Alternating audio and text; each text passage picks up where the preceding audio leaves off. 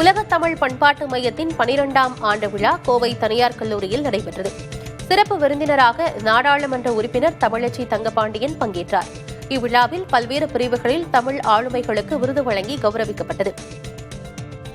உவேசா தமிழறிஞர் விருது முனைவர் க. ரத்தினத்திற்கும், பெரியசாமி தூரல் படைப்பாளி விருது எழுத்தாளர் அம்பைக்கும், மருத்துவர் நல்ல பழனிசாமி பிறத்துறை தமிழ் தொண்டர் விருது மருத்துவர் கு. கணேசனுக்கும் மற்றும் எழுத்தாளர் சுப்ரபாரதி மணியன், முனைவர்கள் லோகமாதேவி, சிவா ஆகியோருக்கு சிறப்பு விருதுகளும் வழங்கப்பட்டன.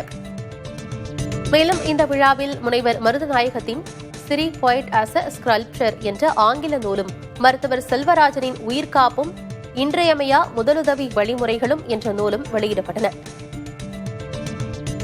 அறிவியல் தமிழுக்கு அரசாங்கத்திலிருந்தே அவ்வளவாக ஊக்கப்படுத்தல் இல்லை என்னும் நிலையில் ஒரு தனியார் அமைப்பு தொடர்ந்து 12 ஆண்டுகளாக அறிவியல் தமிழுக்கு சிறப்பு செய்யும் வகையில் இந்த விருதை கொடுத்து அறிவியல் எழுத்தாளர்களை ஊக்கப்படுத்துகிறது.